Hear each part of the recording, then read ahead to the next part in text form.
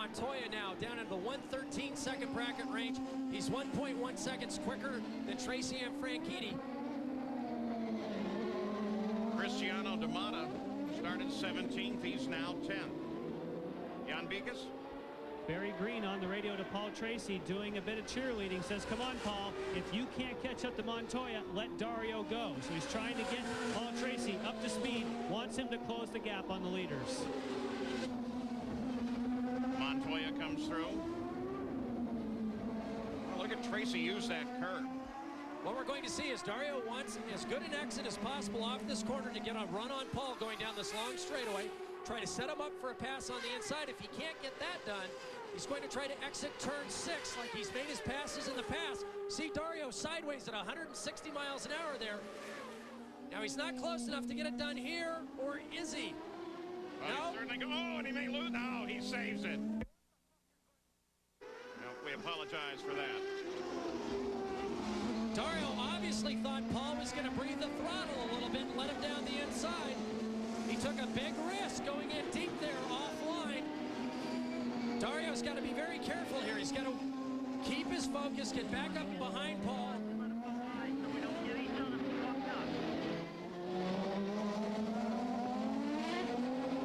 And Paul's very good coming off of that turn 3-4 section.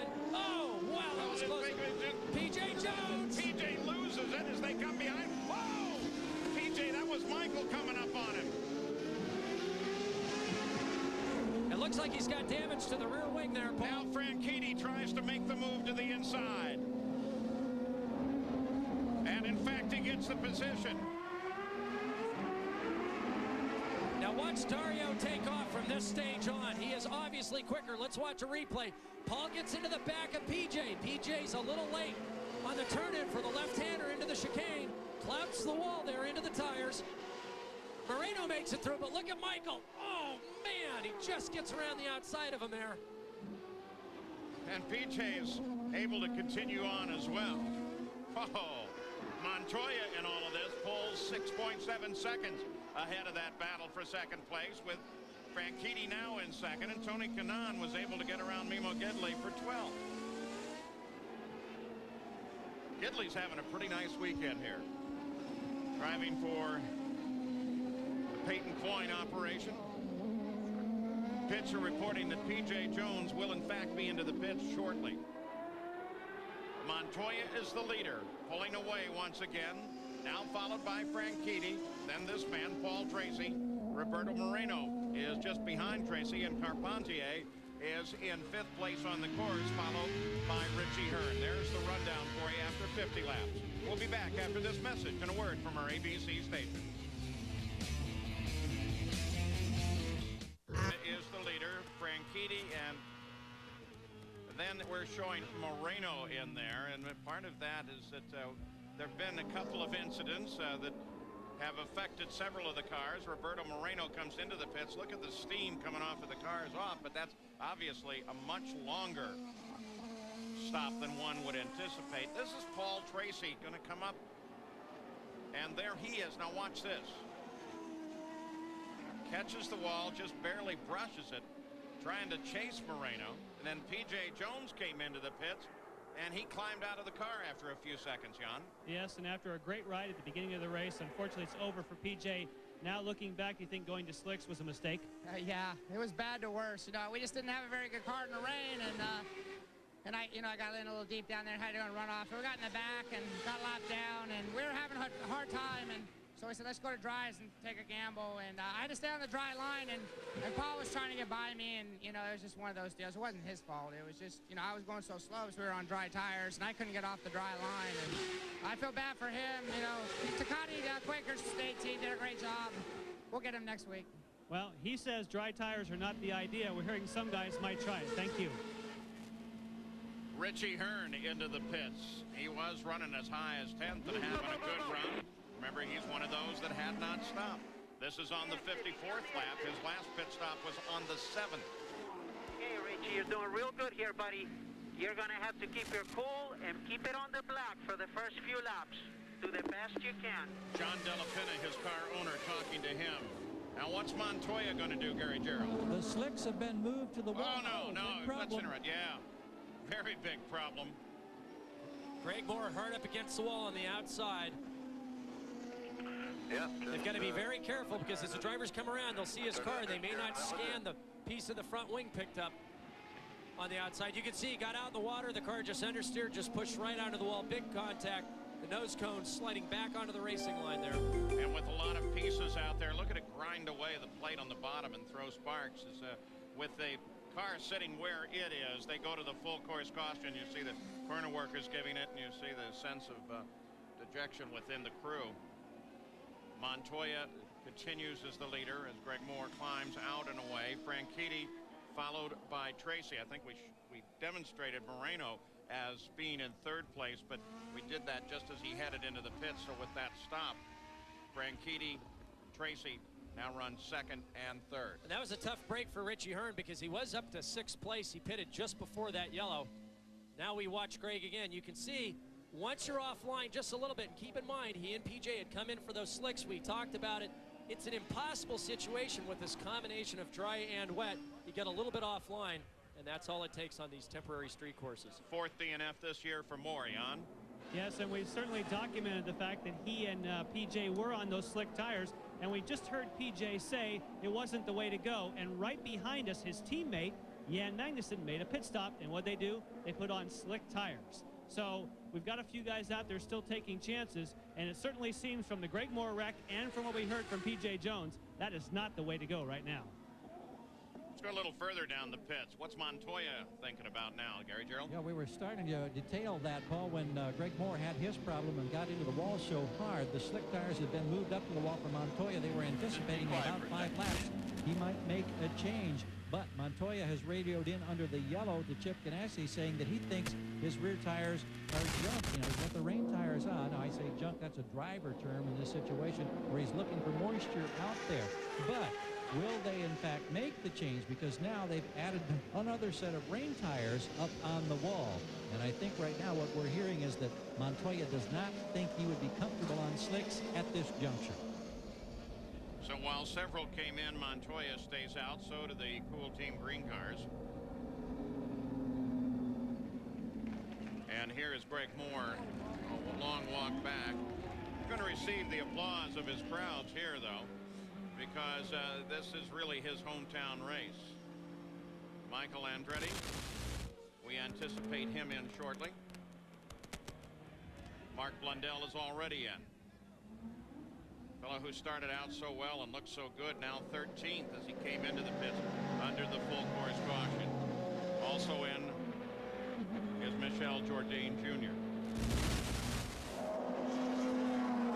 Michael stayed out. We're still under the full course. Montoya, Franchitti, Tracy, Carpentier, Mauricio Guzman now up to 5th, followed by Jimmy Vasser. We'll be back right after this. Busch Series champion Dale Earnhardt Jr. won last year as Autolite Platinum 250. See if he can do it once again. Well, the question is what to do. Which tire do I want? There's a lot of interesting combinations that people are talking about. Some out on wet, some out on dry, and maybe even a discussion of both, Parker. We see Cristiano Tamada hunting for wet down the left side of the track there, the right side of your screen. You know, it's so difficult. This track could dry so quickly, and the slicks will be worth 5-10 seconds a lap. With the slightest sprinkle, and you're right back to wets again. They're trying to extend the fuel mileage to try to get to the end. You don't want to take a chance of making a pit stop. This is the most difficult decision you can make because it can be the whole race. Well, Gary, we're looking at a shot of what looks to be a dry front and a wet rear in the Target Chip Ganassi pits. What are they thinking? Well, they've got both slicks and rains on the wall, and maybe I can add to that in a moment, because a moment ago there was a radio conversation, Montoya saying this track is too dry for the rain tires. Now, Mark Blundell did come in. He went to the slicks. And as we look off over BC Place, the Plaza des Nations on the perimeter of this course, big holes of blue sky. And clearly things are drying very rapidly now. And don't forget, we're in the timed race mode. We're down, what, Paul, 22 minutes or thereabouts to go? Right at 24 right now, though they haven't officially announced that yet. I mean, it's a a given fact that's the way it's going to go. Well, I would think that if you're at the front, you might be a little conservative. If you're trying to get to the front, you'd go to slicks. You might be a little off the pace for a few laps here, but as Gary said, with blue sky to the west, in just a short amount of time, you could be significantly faster than anybody else on the track. And I mean 5 to 10 seconds a lap if this track completely dries out. So, well, I'm not sure what you would do. I would tend to go to slicks, Paul. Well, now, from the officials comes word that Mark Blundell and Michel Jourdain Jr. are going to be brought in for stop-and-go penalties or drive-through penalties for coming into a closed pit. Well, you've got me. They've got a big sign. The pits know it. Whoever the team manager or the person directing the driver tells them to come in when the pits are open. So I'm not quite sure how that would happen. Well, let's go to Jan. Well, we're talking about guys on dry tires. We also mentioned, or already mentioned, Jan Magnussen. We saw that Michael Andretti came in and got dry tires, as well as Michel Jourdain. So quite a few guys now taking that gamble. Green, green, green. Well, Chip Ganassi calls the flag for us. We're back racing once again as the top three get in contact. Franchitti and Tracy lining up behind Juan Montoya. Oh! Franchitti backs her into the tires, bends the rear wing. That's Kim Green talking to Dario Franchitti. So Franchitti loses it in second place. Gives a little look at the wing. The wing kind of flops back into place. He's got to come in with it, of course. Paulie's in the wet on the inside. He's trying to make a move that he doesn't have. He's obviously got a good car underneath him. Maybe he felt that if he didn't get it done on the restart, he wasn't going to get it done at all. Remember, Paul Tracy in this very same corner last year had a problem with contact. Fortunately, he avoided Montoya, but it was close. I'm going to guess on this. From that, it looked like he's got some serious problems there. It looked like Blundell's got problems off into the wall. The same place. Yeah, this might bring out a full course. Oh, no! Tracy! Tracy! In a single lap. In a single lap, this has all happened. Second place is gone. Third place is gone. Montoya runs away. Carpentier now comes to second, followed by Vassar. Full course caution comes out for Mark Blundell, and the clock is counting right at 21 minutes. This is Mark Blundell. Magnussen gets through. The back end of Mark's car steps out. He tries to catch it. Doesn't have enough room. Paul Tracy now coming onto the pit chicane. He's got it all locked up. Makes big contact with the outside wall there. You've got to be so careful on these restarts. It's so cold outside. There's no heat on the tires. We talked about the frustrations. Everybody trying so hard to get into the championship, as is Paul Tracy's case. Other drivers just trying to hold on to their jobs. And when it goes wrong in a street course, it goes wrong in a bad way. Both of these accidents, Blundell and Tracy's on a permanent road course, probably would have been harmless spins off into the grass or into a sand trap, but not here in the streets of Vancouver. It continues to lighten here. The track continues to dry. Here is Montoya, Franchitti behind him. This is just a few seconds to go. Now, that's what I wanted to mention. You may think, and it is possible, that Franchitti touched the back end of Montoya's car. I'm inclined to think, because the car was passing underneath the overpass at the time, the onboard camera signals actually come first to a helicopter orbiting over the track and then are relayed back down. It's a line of sight signal, so that breakup may in fact have been as a result of them passing under the overpass. We really don't know, but those two accidents are going to have incredible implications for the championship as Montoya now leads it alone. As a result of several different incidents, Franchitti, Tracy, Blundell all finding the wall. These are the current standings of the top six. Franchitti did make it back to the pits, and since he only backed it in, they were able to get a rear wing mounted on the car. And even though Dario couldn't get this done, I've got to hand it to him. He could have barged his way through past Montoya instead. He tried to tuck it back in, spun himself around, avoided Montoya. It's a tough route to go, but at least he took the high road there. Well, I think it's a point, and we probably ought to elaborate. There's the old wing. We'll go first to Jan Beekes. Well, Dario Franchitti came onto pit road, and they assessed the rear wing damage, and then they sent him back out. Effectively, they came in to see what was broken, and then they got the parts ready, and they're going to try and change it. But now I'm seeing some of the crew members giving the sign, the old hand under the neck. In other words, we may be calling this a day. Well, that would be awfully tough if, in fact, they did that. You would think, let me see, to think it over, Franchitti 14th. Well, you can understand that, perhaps, unless you really thought that he could make a substantial move on the rest of the field. What I was going to say about Franchitti, elaboration on what Parker has said, that in the championship with Montoya and Franchitti 1 and 2, there could have been an instant in which Franchitti said, I'll just let it go into Montoya and take us both out and keep the championship equal. He certainly would never, in fact, think of that. He's not that kind of guy. He's going to try and make it as best he can in terms of a race. Did a nice job. Jan, they're back working on it again. Yes, he's back in, and they are at 27 seconds on the watch right now. The only goal they have is to try and get him back out here before the field goes by. So those hand signals that we saw, I believe, is that if we see this certain damage, then we're going to call it quits. It does not appear as though they have seen that. They're going to try and replace this rear wing assembly, the complete assembly, and get him back out there and give him a chance to try and work back through the field. Franchitti still on the lead lap at 14th place. Certainly anything can still happen. He can still get back into the points battle here. Carpentier now is in second. He started 11th. Vassar is third. He started 16th. Kugelman is fourth. He started 10th. Cristiano D'Amata is fifth, and he started 17th. And Helio Castro Neves started 26th. He now runs in 6th place. So Canadians up at the top, at least in the person of Carpentier. Here's how the Canadians have in fact fared here.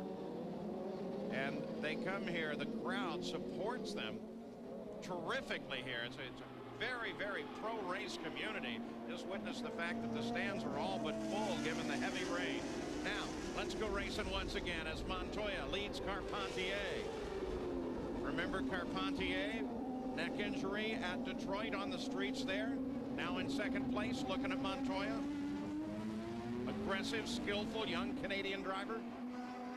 And look what a great job Jimmy Vassar's done. Remember, only 2 weeks ago was Montoya and Vassar first and third. Conserve your rear tires. Conserve your rear tires. That'll be the problem. And they're back in that same position again. Chip Ganassi telling Montoya to conserve those rear rain tires. It's obviously dry down this long back straightaway. Again, Michel Jourdain Jr. in trouble against the barrier. And they go full course yellow. Clock is counting just under 13 minutes. Gary Gerould. This may be a big break for Montoya because now under full course yellow, he can search out those remaining wet lines around there. We heard Ganassi telling him to protect those rear tires as best as possible. During the previous yellow, Juan had radioed in and said that there were 2 turns, 2 of the 12, that were still too wet for slick tires. That's why he is staying on the rain tires. Now having to take the selective line, and the clock continues to tick away toward the checkered flag. Exact same position we just saw Franchitti go in, coming onto that long back straightaway. Michel Jourdain was running in 11th place prior to this, and of course with that damage to the rear, that's going to take him out of the run. Chip Ganassi keeps track of Montoya. Will he be able to keep those tires alive the remaining 12 minutes to the end of this run?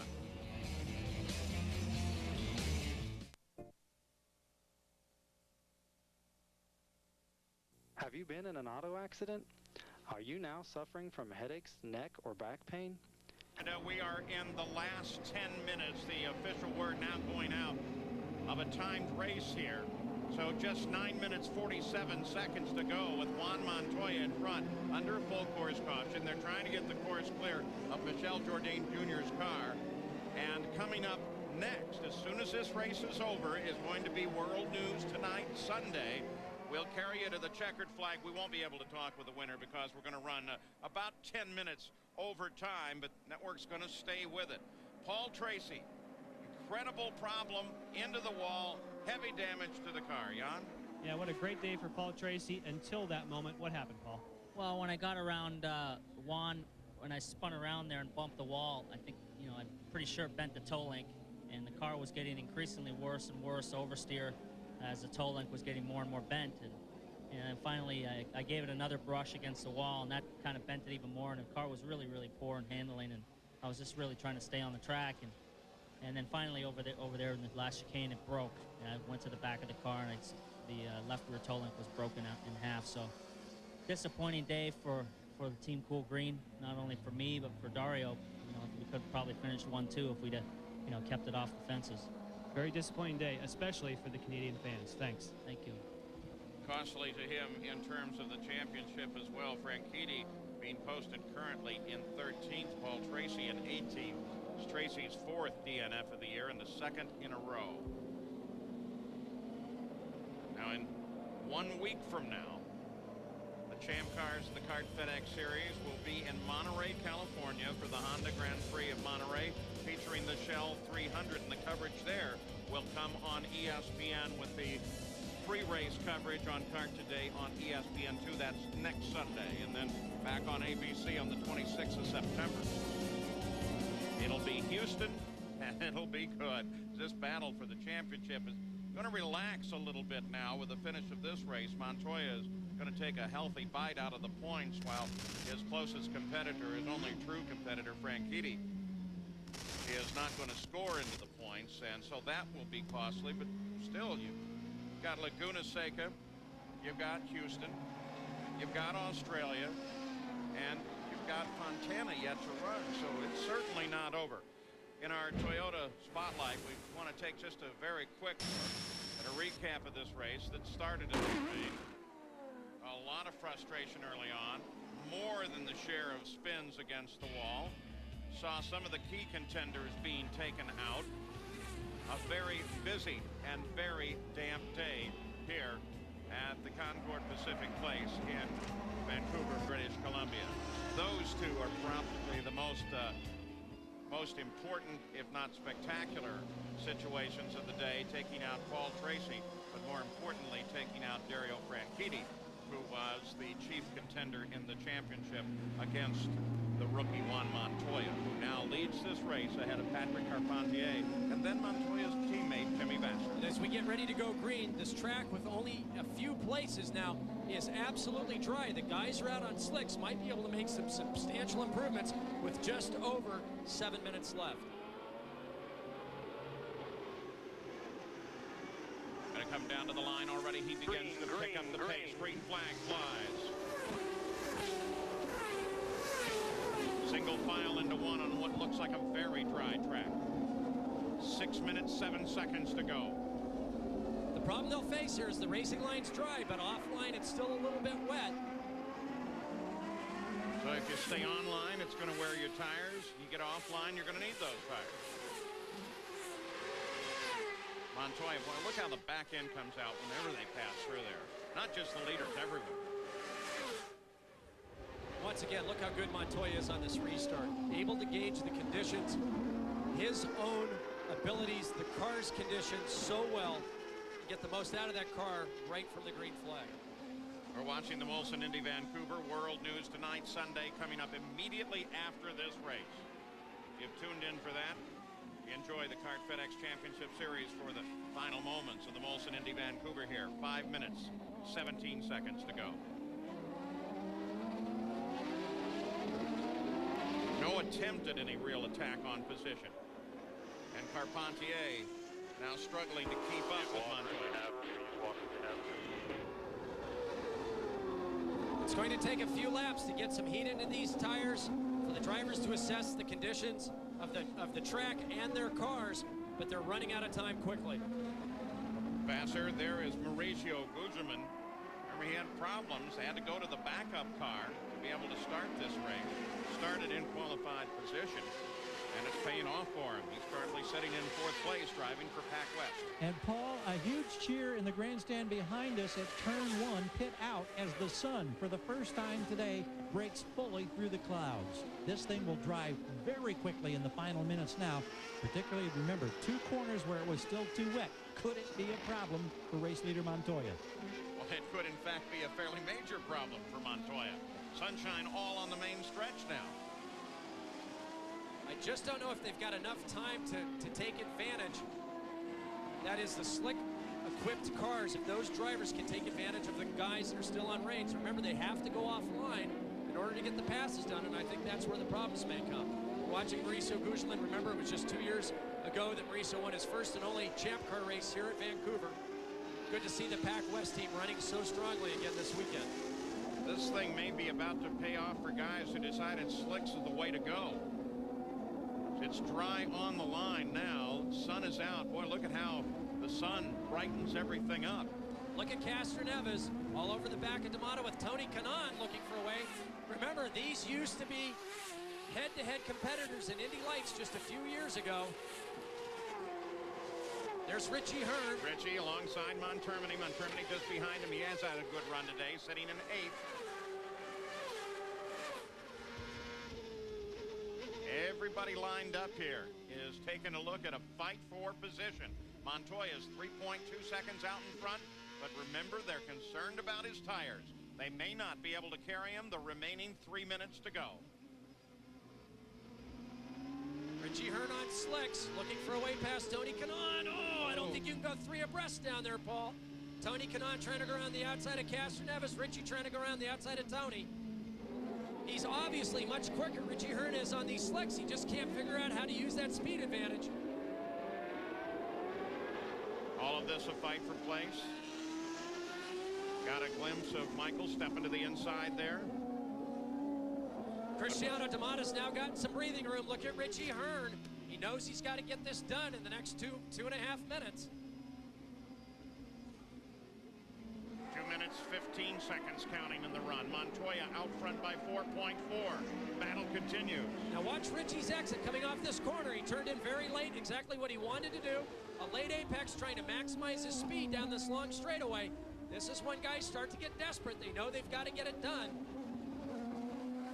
We're back up at the front of the field watching the fight for second, Carpentier and Vassar. And while we will not be able to get the winner's interview on for you here, 8 o'clock tonight, RPM tonight on ESPN2, we'll have it for you, and other summaries of the event. So if you need that extra detail, that's the way we'll get it to you. There's Gugelmin, D'Amato, Castroneves, Tony Kanaan, Richie Hearn still trying to figure out how to get by here. Oh, Hearn right in there on Tony Kanaan. This is a great fight that's lined up here. Carries you from Cristiano D'Amato in 5th all the way back to Montermini, who sits behind Richie Hearn.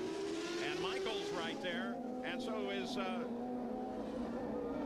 now you take the pass. Now here we go. You're watching back to the front, battle for second. White flag will come out next time by. There's so much going on. Look at Jimmy Vassar. He's got great exit speed going down this long straightaway. Vassar wants him. Whoa! Carpentier pitches it totally sideways. Big four-wheel drift. Not supposed to do that in these cars. Nothing like 160 miles an hour opposite lock lined with concrete walls. Carpentier still holding off Vassar. Battle for second place. Montoya 6 seconds ahead of these two. Radios to the cars are all but silent now. Here comes Gugelmin. Saw Richie Hearn looking to the outside of Kanaan there for a moment before we cut away.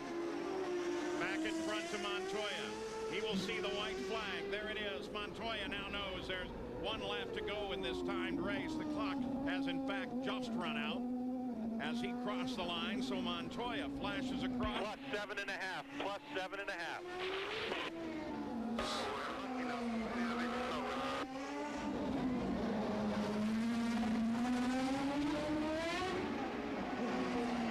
Battle is back at second place. Carpentier and Vassar. Don't forget ABC Sports is online at ESPN.com, part of the Go Network. Final lap now for the entire field. White flag out to everybody. Battle still at second. Guzman runs alone in fourth. Then D'Amata, Castro Neves. And that battle between Tony Kanaan and Richie Hearn. Even on this final lap, look at Montoya slide the car with a 7.5-second lead. He just never slows down, Paul.